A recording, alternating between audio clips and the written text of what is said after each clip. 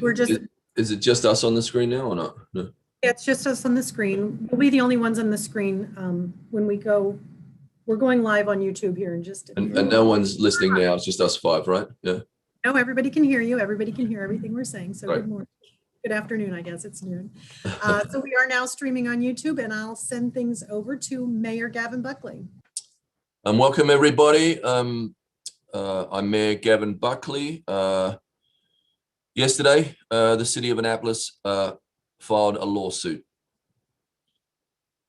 According to a NOAA study, Annapolis saw the greatest increase in nuisance flooding in the city in America. A Stanford study, Economic Impact of Sea Level Rise and Climate Change study on the city of Annapolis, stated that the effects of sea level rise are costing this city millions of dollars.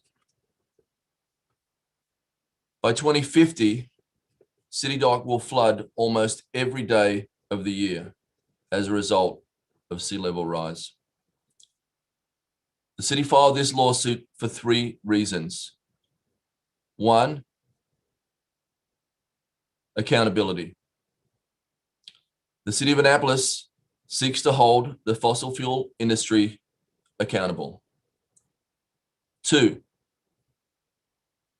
fossil fuel industry deception. The fossil fuel industry knew for the past 50 years that their industry was pushing the environment to a tipping point where combating climate change would become progressively difficult. The companies worked to deceive people of the danger, hiding their knowledge and engaging in an intentional campaign to mislead the public about the science proving the growing danger posed by fossil fuels. And thirdly, the cost to our residents. Property damage from flooding and storms is already significant and becoming worse each year. Annapolis faces hard choices, including losing some of its iconic 18th century buildings, some of the oldest of their kind in the US, and sites where important historical events occurred. These structures and places are vitally important to the city's economy and culture and to our country's history. Rerouting of our roads, especially evacuation routes, loss of revenue from special events, increased costs to heat and cool homes and businesses, increasing health expenses caused by heat and poor air quality. This lawsuit is a way to hold the fossil fuel industry to account. This lawsuit is not trying to solve climate change. It is designed to help Annapolis survive climate change. I would now like to turn it over to Jackie Gold, our Deputy City Manager for Resilience and Sustainability, and an environmental lawyer in her former life. Jackie. Thank you, Mr. Mayor. My position is focused on finding where the city can be most resilient and sustainable and moving the city in that direction. And the biggest challenge in that endeavor are the effects from climate change. And it's a fact that the fossil fuel industry has contributed significantly to the impacts of climate change. Annapolis is particularly susceptible to climate change with our proximity to the water, our many miles of shoreline, and how important the environment is to our culture, to our economy, and to our way of life. Right now, the city has been engaging in projects to combat the effects of climate change. And in the past, we are currently experiencing those effects at ever greater intensity and more frequently. So we are engaging in a number of projects to adapt and mitigate and combat the changes that come with climate change. And we are facing more and more such projects in the future. And these projects come with an enormous price tag. The city of Annapolis and its residents did not cause these problems, but yet we are left holding the bag to handle them. And to a city of this size, that is an enormous burden to handle, and the costs are astronomical. Just a few examples are, the city is now planning and engaging in its largest infrastructure project in its history, and that is the restoration and reimagining of City Dock. This project includes installation of pumping stations to pump water away from City Dock. It involves a realignment of our storm drain system, including putting in backflow preventers to prevent storm surges from flooding downtown Annapolis and nuisance flooding. It includes elevating City Dock by about 9 feet. And by 2040, the city will have to invest in about 4 miles of seawall. This seawall will cost approximately $45 million. That's in addition to the over $34 million price tag for the improvements to City Dock that I just mentioned. Then there's another large infrastructure project we must address, and that's Hillman Garage, which is downtown Annapolis, serves most of Annapolis as visitors and businesses. This project, this structure is being flooded regularly now, and to replace Hillman Garage, that's another over $20 million. So just with these 3 immediate projects that we must address, they're not optional, we must address them. We're looking at a price tag of almost $100 million. And that's just the tip of the melting iceberg, if you will. Other issues that come with climate change are the impacts on our infrastructure. Where our utilities are located, where our pump stations are located. They're all impacted, may have to be moved or retrofitted. We have a lot of property damage to both residences and businesses caused by flooding and frequent storm events. There's erosion to our waterways, which pollutes our waterways. It carries all kinds of pollutants and sediment, clouding them, destroying habitat and aquatic vegetation. These waterways are extremely crucial to our economy, our culture, and our way of life. We also have more frequent and intense droughts. We are experiencing more extreme temperatures, both hot and cold. These put an enormous strain on our services and the costs of our services, and especially our low-income residents are impacted by the extreme temperatures to cool and heat their homes and the expenses associated with it. They're also, due to poor air quality caused by carbon emissions and higher temperatures, there are health effects that go along with these climate change impacts. Childhood and senior asthma, heart conditions, and many other health conditions are directly linked to climate change. These problems are ones that we have to address now. As I said before, they're not optional and we can't put them off. But the price tag, again, is enormous. The residents did not cause the problems, but we are left with them. Industry and many other environmental contexts over the years has said that it's only fair to pay our proportionate share, what we're truly responsible for. They adhere to the polluter pays principle. And that is exactly what Annapolis is striving to do with this litigation. We're striving to hold those who cause the effects of climate change accountable for their actions. Thank you.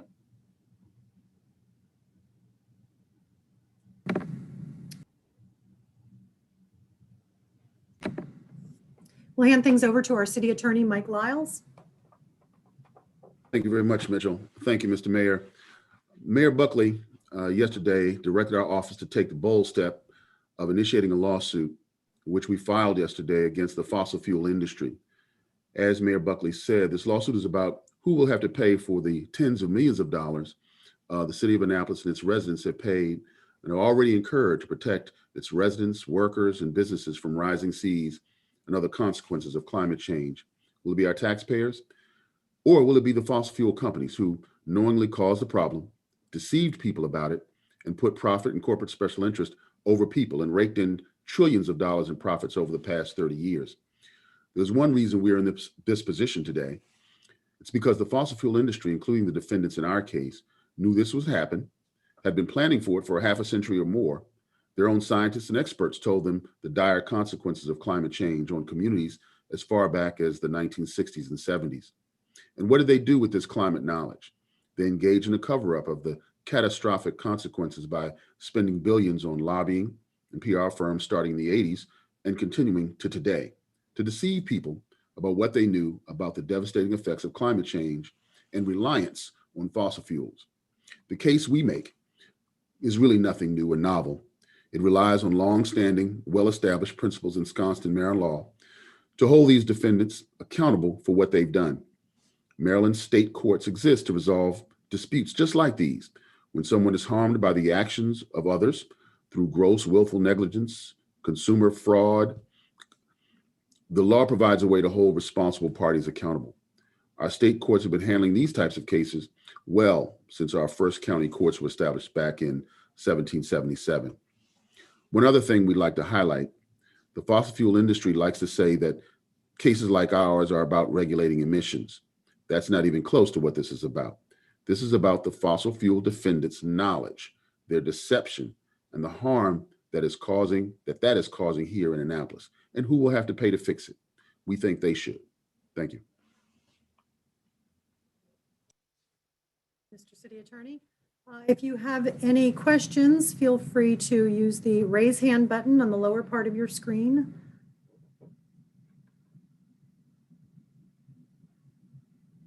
Go ahead and elevate John Frenaye.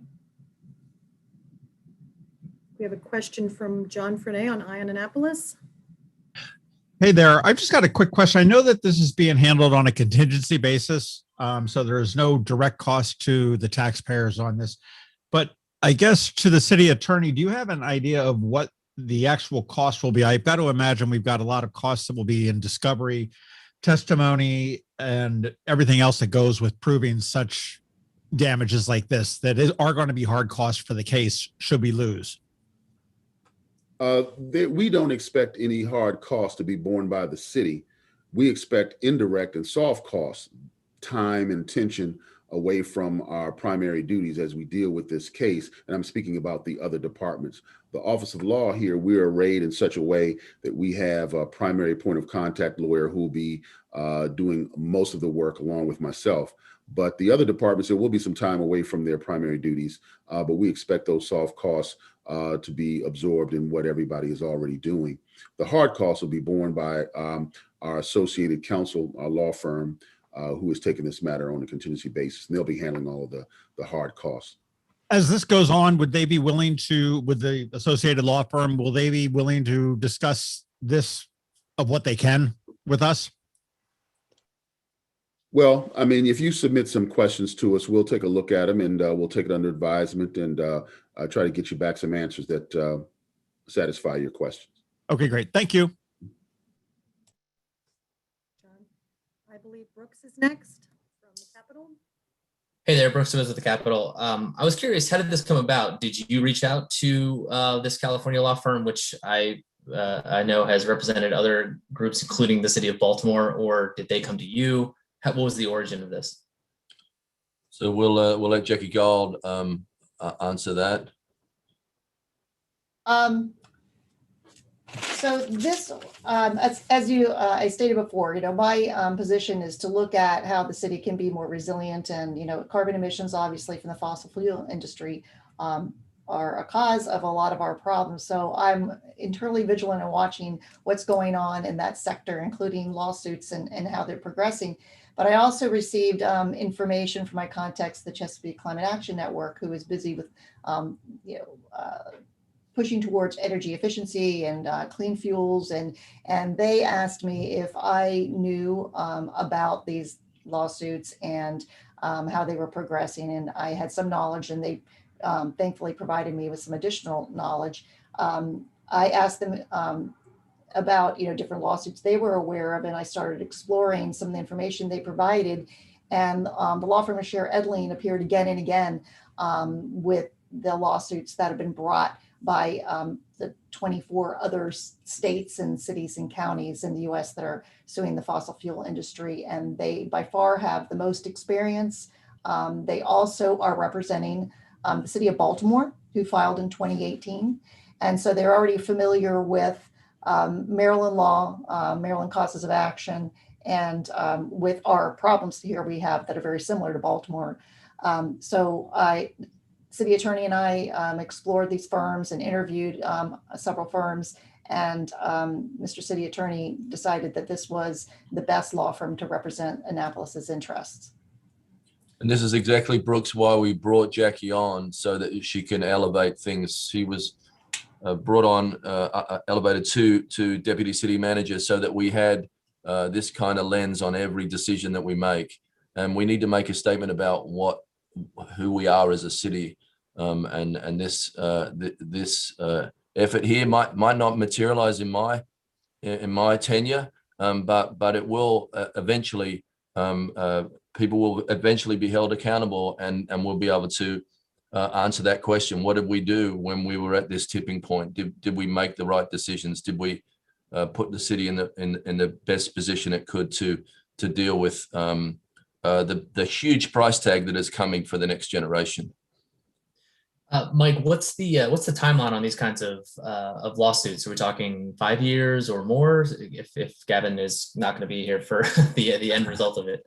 Yeah, the estimates are 5 years to 8 years, but we have an aggressive approach, and we expect to hopefully get that down to the minimum time of 5 years or less.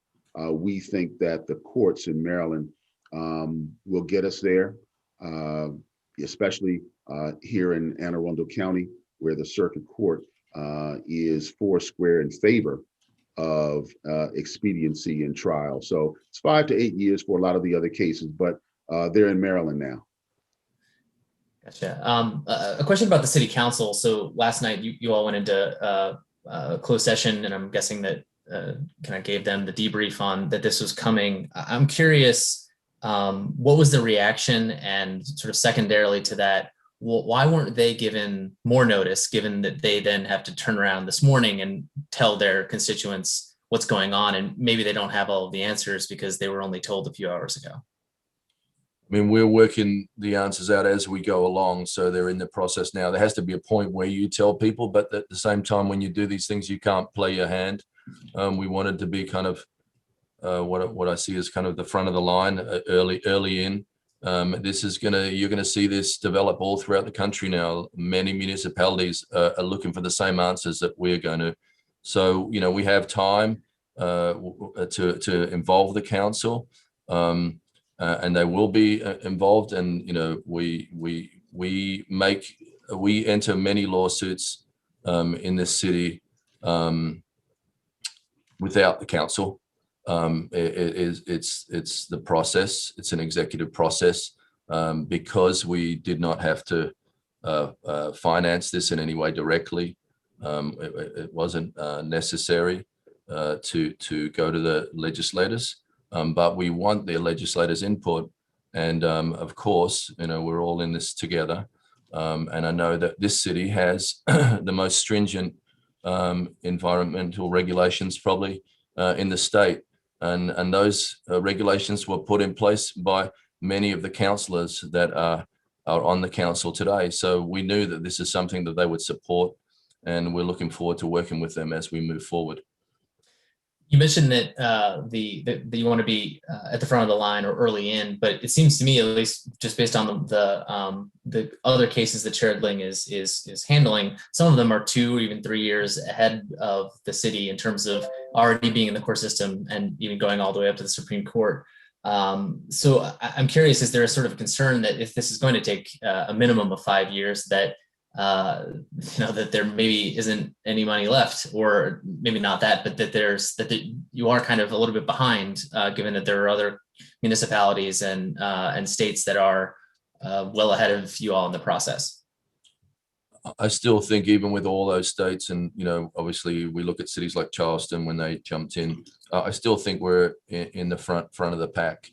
I mean, if you count the number of claims, it's still a small number when you consider the size of the country. And Brooks, many of those lawsuits are still in the procedural phases where the defendants have been trying to remove to federal court and bring other procedural kinds of motions to, as they do in this type of litigation, to try to wear down the states and the counties and cities that have sued them. So we actually are benefiting from, and most all of these procedural kinds of motions have been dismissed. They have not been, the defendants have not been successful. So we will benefit from the fact that many of these procedural issues were already ironed out, and we won't waste as much time with those kinds of motions. Got it. Thank you. How much is the contingency fee that Sheridan will receive if they're successful? They're on a sliding scale from 25% to 16%, depending on the recovery. So the higher the recovery, the lower their percentage, but it varies between 25 at the high and 16 at the low.